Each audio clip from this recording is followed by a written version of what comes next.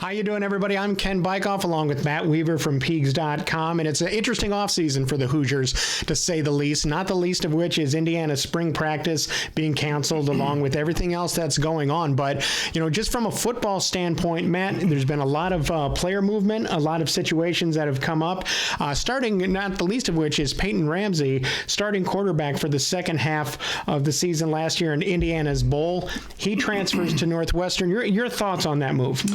It's an interesting move. I had heard Boston College originally. Northwestern makes sense because of the offense. I know coming out of high school, he was very high on them. They did an offer. Fitzgerald, it seems like a coach that obviously he would mesh well with.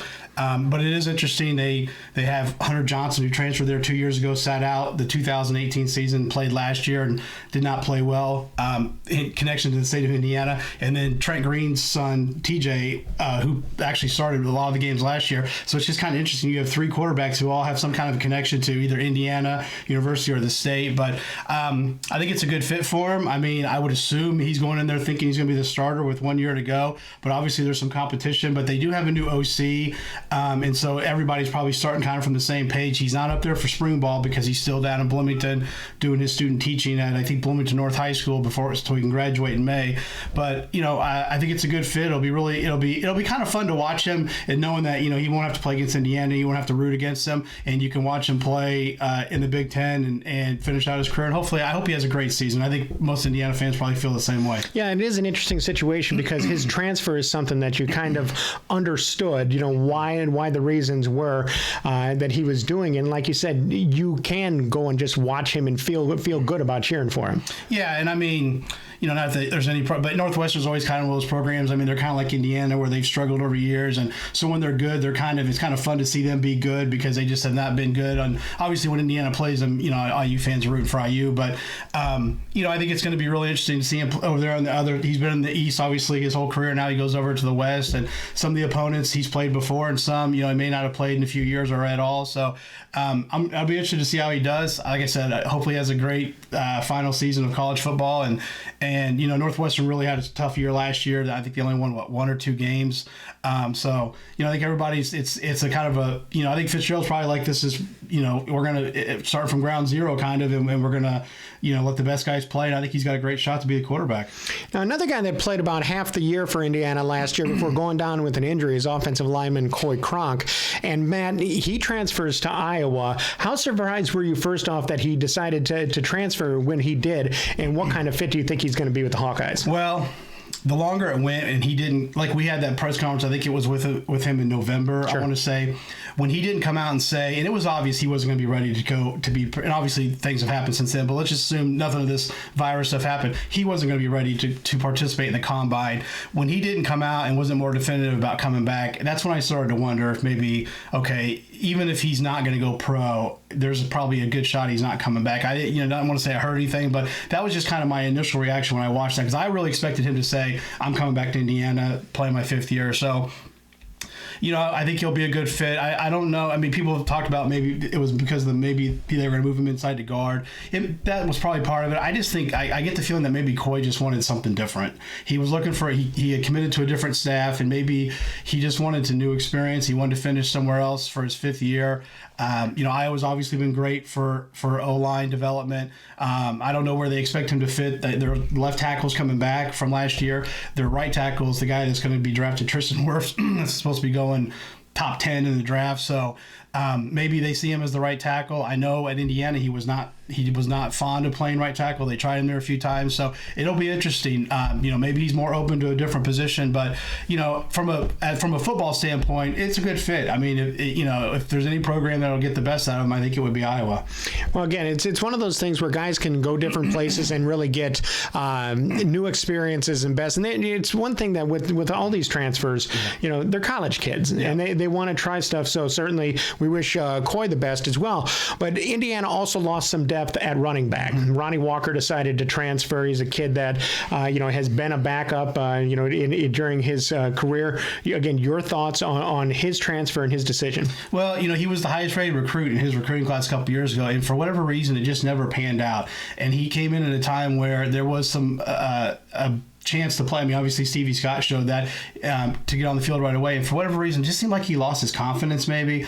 And I think this is probably the best for both sides. I didn't see him moving past Stevie, obviously, and then Samson James left or was going to leave but came back. But if didn't see him moving past him, then you bring in a Tim Baldwin. So I think at best he was looking at third string and maybe even fourth string. So I understand. I think he'll probably end up somewhere back in Virginia. I've heard University of Virginia, maybe Old Dominion, or even maybe he drops down to like a James Madison, which is a really good 1AA program. But I think it's a good fit. Hopefully he gets his confidence back, and his last 2 years are a lot better than his first two. How much does that hurt that running back room that they're losing another guy who has at least played a little bit? You talk about recruit coming in, but he hasn't played a snap of college football, and so that's just the depth. How does that impact? Well, they've been. I mean, let's be honest. Indiana's been somewhat fortunate. Stevie has really never gotten hurt until the Michigan game, so he went 20-something games without any kind of injury for almost 2 years of football.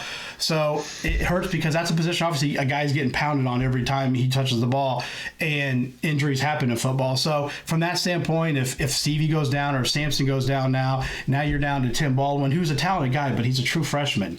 And so, it's the depth has taken. I mean, you look back last year, they had Stevie and Samson James and Cole Guest and Ivory Winters and Ronnie Walker, and now you lost a bunch of those guys. So, and they made sense. It's I'm not saying that, but the depth is you're one injury away from being pretty thin. Now you're bringing in a Charlie Spiegel, the walk on from New Pal, but he's a walk on and he's going to be a true freshman too. But and David Ellis moved over there, so they've helped address that a little bit. But it is a position where an injury or two and you could really be paper thin.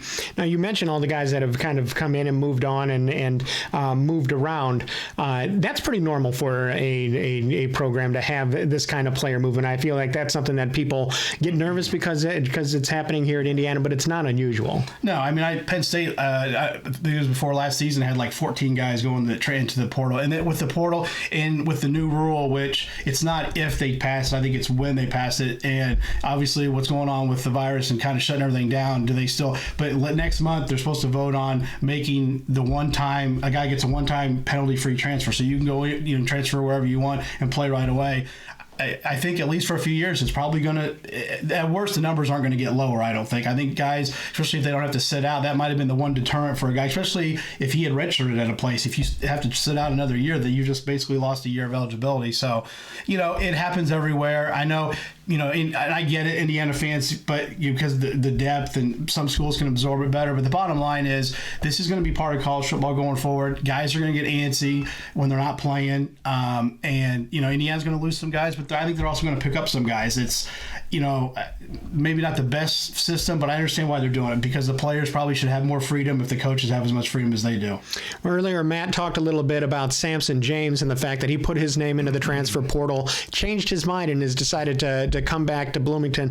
Matt, just that whole situation with James, a guy that was really, really helpful to the Hoosiers in the Purdue game, in the bowl, and shows a lot of potential. Your thoughts on his whole situation? Well, I think Samson was a big-time recruit, had offers from a bunch of people, had committed to Ohio State, comes in, and Stevie was the guy and didn't get a ton of playing time for the first, 11 games, and then in the Purdue game, had a terrific game, played a lot in the bowl game, Indiana didn't run the ball well, not really on him, just the way it played out.